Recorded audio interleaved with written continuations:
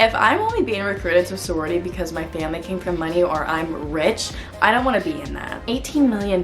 So it's kind of like being in a cult, very cultish. So we're talking like $7,000 a year. Are some sororities who are like, no, like, don't.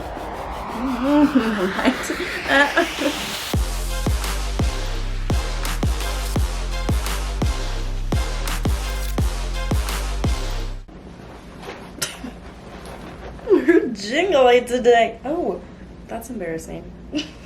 What? You see nothing. Well, while we're on the subject, this top is from Forever 20, or this jacket is from Forever 21. Okay. Hello everyone, welcome back to my channel, or if you're new, my name is Maddie, and this is Marley. Today I'm finally going to be doing my sorority assumptions video. You guys have so many different perspectives of sororities, and I feel like it's now time to really explain what sororities are really like and answer you guys' assumptions, or either prove them right or prove them wrong. Before we get started, I do want to say that this video is sponsored by Smile Direct Club, and I'm so excited to be working with them once again. A few vlogs back, I had sent in my impression kit to get my aligners, and they finally arrived. Look how beautiful this box is. Can we just take a second? Open for a lifetime supply of confidence. So we're gonna open it. Oh my goodness gracious. It comes with everything. We've got our aligners case. Oh goodness. We've got teeth whitening. Oh, I'm gonna use that. You know I'm gonna use that. Sugar-free spearmint mints. Cleaning tablets for your aligners. Aligner removal. And the aligners themselves. We've also got a smile stretcher for uploading pictures of your teeth, like progress pictures and everything. But it comes with all of your different aligners that you will need. Everything is here, ready to go. And obviously you'll just change out the aligners based on the week. So if you guys don't know what Smile Direct is, basically it is a really cool aligner tool where you don't have to deal with braces, because trust me, I went through that whole thing and it actually sucked. This way you can eat whatever you want. You don't have any restrictions. You can eat the sticky foods and it doesn't hurt as bad, and you don't have to deal with like that wax and the wire sticking out. This is just so much easier and a lot more convenient. So you can do this one of two ways. You can either go to your closest Smile Direct shop. I actually have one like a mile away from here, and you can get 3D images taken of your teeth, and that way they can give you your aligners for you. Or you can get an impression kit, which I recommend if you don't have anything near you, and you'll just make impressions of your teeth, send it off, and then they'll send your aligners back. That is what I personally did. But you guys can use the code Maddie Smiles for 50% off your impression kit and $100 off your aligners. So you get to save some money. But then after you send off your impression kit, you receive your aligners in 4 to 6 weeks.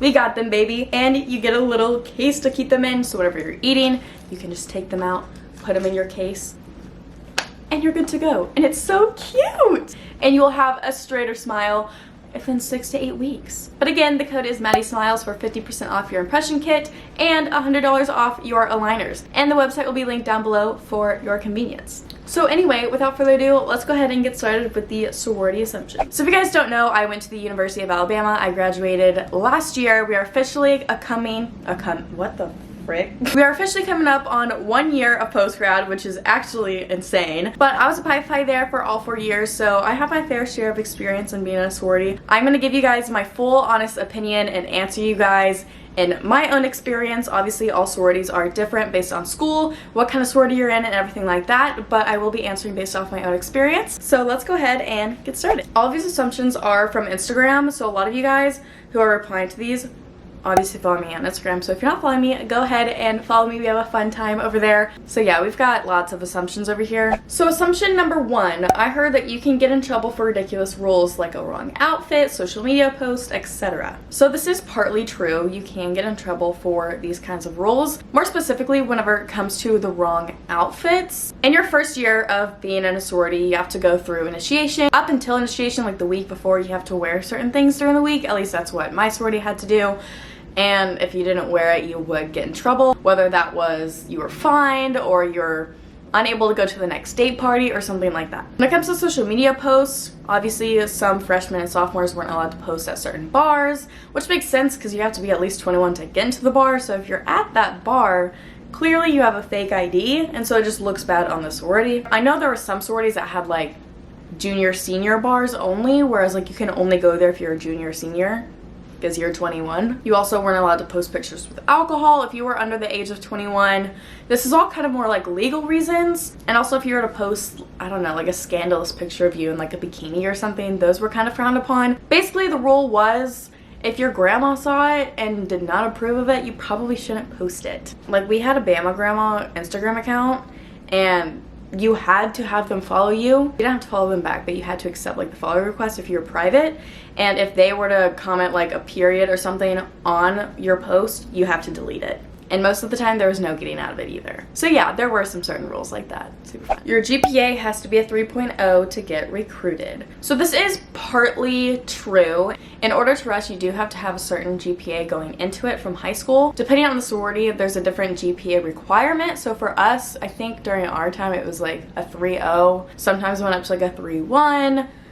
Maybe it was higher than that. I really don't remember the exact GPA. Like if you had a GPA below like a 2.7, a 2.8, sometimes you'd have to get a letter written as to why. Like if your parents were divorced at a certain time and it took a toll on your grades, anything like that. But a lot of the times, first cuts during rush are because of grades. Like if you're below our required GPA, you're gonna be cut most likely.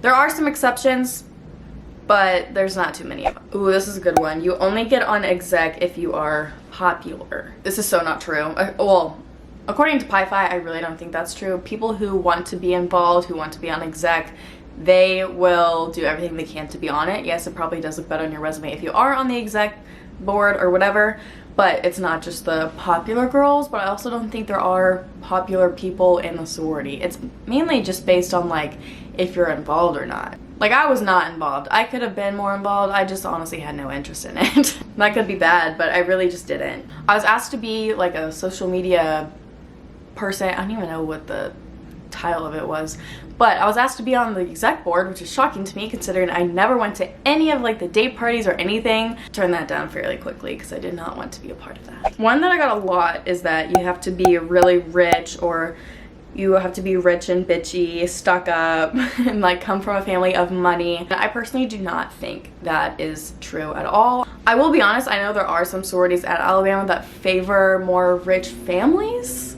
I don't know why. It's just kind of sort of a thing. Pi-Phi was not like that. In my opinion, if I'm only being recruited to a sorority because my family came from money or I'm rich, I don't want to be in that. You know, it's like, So I stayed away from those sororities because I knew which ones they were, and I was like, I don't want to be a part of that. Like that just seems like stuck up. So do some research before you start rushing and kind of figure out which ones are like, you know, you'll kind of get the vibe on if some are stuck up or not. Most of the time, you do not have to be rich to at least get in one. There's only so many that are really like, oh, we favor the rich families. I don't get that. Wasn't a part of it, so I don't know. But it is kind of tacky that they do that. I got a lot of assumptions that are like, oh, it's kind of like being in a cult, very cultish, culty, whatever. I don't think that, especially Pi-Phi's, like I feel like we're very well-rounded, and that's not me giving a biased opinion. Like I knew that going into rush, I knew that being in it, and now I know it out of it. Like that's just how Pi-Phi's are at Alabama. But I will say there are some other sororities at Alabama that only recruit people from a certain area of the state.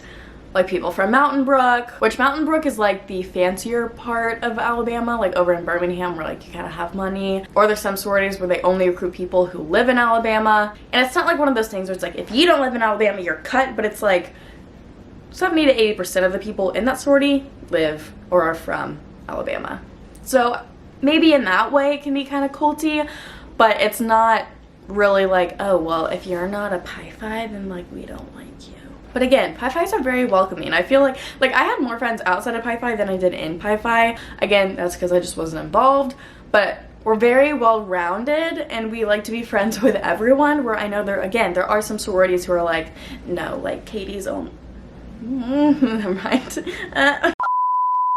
Another assumption that I saw a lot was it's ridiculously expensive. I'll let you guys know what my fees were being in Pi-Phi. They vary per sorority, so I don't know what the other ones are. And again, they probably have changed since then, but in your first semester, first year of being a sorority, they are a lot more than they are the rest of the years. I don't really know why. It's more like initiation fees, like all the first time fees that you have, and then once you get going, it's like a set number usually per semester. No, I think it was per semester. It was like 32 to 3,600, like between, I don't think it was actually more than 3,400, but that's per semester. So we're talking like $7,000 a year to be in a sorority, and that's including all the like the house rent stuff, meals, date parties, all the extra stuff that goes into it. They always do a breakdown during rush of what it'll include. You're looking between $6,000 to $9,000 a year. But again, this is only Alabama. I know in other schools it's a lot cheaper. Alabama's just kind of extravagant because we have like $18 million mansions. Our Pi Phi house, brand new, was built like my freshman year. $18 million. Like what's the purpose? Why? And I'm not bragging, I'm just literally telling you guys straight facts. I wasn't even involved really. That's insanity. Another assumption is that we make cuts based off of looks, and they have to be skinny or be pretty or anything like that. So for Pi Phi, again, I'm speaking on Pi Phi, we do not vote based on looks whatsoever. Whenever we are voting during recruitment, we don't even have pictures of the girls up there, we just have their names. And the way the voting process goes is like if you talk to the girl, let me just spill the way this goes. So you're assigned to a girl, and I will say you are assigned to specific girls that you talk to. You never really get random ones. They always try to pair you with girls who are either from your hometown or was involved in the same thing. Like if you were a cheerleader and they were a cheerleader, to give you something to talk about that y'all had in common. So it's really not random. You are assigned to those people, and before each round of rush, I'm like, oh, I've got Susie Smith. So I'm like looking at their name tags while people are walking in, and I'm like, oh, there's Susie Smith. I'm gonna go grab her. And you never know when they're gonna come in. You have to be on the lookout for that girl's name. And so you go grab them, whatever. How did I get into this tangent? Oh, so obviously you know what they look like whenever you talk to them, but whenever it comes down to the voting process, for us specifically, the person who's in charge, they go Susie Smith, and whoever talked to that girl stands up. Usually for the first round, obviously only one person has talked to them, but the more rounds, like the further you get into the week, more people have talked to them, so more people stand up. But for the first round, every other round, whoever stands up, they go Maddie, whatever. You say their name, say if it's a pro or con, good or bad thing, different adjectives about the girl, and I think that's it. So for example, whenever the person's name shows up on the screen, we don't have a picture, we don't have their headshot on there, it's strictly just their name on this like Excel spreadsheet. So it's like very small, there's nothing significant about the person on there. It's literally just their first and last name. So Susie Smith, I stand up because I talked to her. I go Westbrook, rush, pro, bubbly, enthusiastic. Basically you just list out 3 different adjectives about the person, and then based on what I said, the whole entire chapter votes. And that ranges between a 1 and a 10. So usually, for the most part, if I'm saying all good things, everyone's gonna vote a 10. And so that goes on her score. But, like I said, there's no look, there's no picture of the girl. We're solely voting based on what I said about her and my impression whenever I talked to her during rush. A lot of friendships are fake. I mean, obviously this can be in anything. Again, this can be in any kind of organization. I personally experienced maybe a couple of fake friendships where I'm like, you literally used me. But other than that, like, I mean, it happens. Girls will be girls. But yeah. Hazing happens even though they say it doesn't. Hazing does not happen. I've never experienced it, I've never seen it, nor do we ever tolerate it in Pi Phi. I have heard stories of other girls being like, oh, my rush big made me drink this much alcohol one night, blah, blah, blah, blah. Like, did they really make you? Like, come on. No, they didn't. They probably didn't. But who knows? I wasn't there. But, you know, in my mind, that's as far as hazing gets. It's not anything like fraternity hazing, I don't think. I've never experienced anything like that. Like I said, Pi Phi has a zero, what am I saying? We don't haze. That's what I'm saying. So this is something I heard going into it too. You get answers to every test and you don't have to study as hard as others. So I will say there is a test bank that people have access to, meaning like there's answers to the test. I honestly have no idea how you get access to this thing. it could be way easier than I thought it was, but I never looked at it. Like, obviously all the professors know that there's like a test bank or some sort of thing that exists like that, but I don't know if it's like, it's not obviously sorority affiliated. I think just like the girls created it. But even if the test is in there, it's probably not going to be the same questions or answers by any means. So it's kind of irrelevant. But who knows, maybe they have all the tests. I never had it, but yes, a test bank does exist. But those are all the assumptions that I got. There was a ton of repeated ones like culty, bitchy, you gotta have certain looks, you gotta be rich, that sort of thing. But I covered, I think, like all of them in there. But those are my assumptions, and I hope you guys enjoyed this video. And be sure to click the link below for Smile Direct in case you guys are interested. And I will see you guys in my next one. Bye!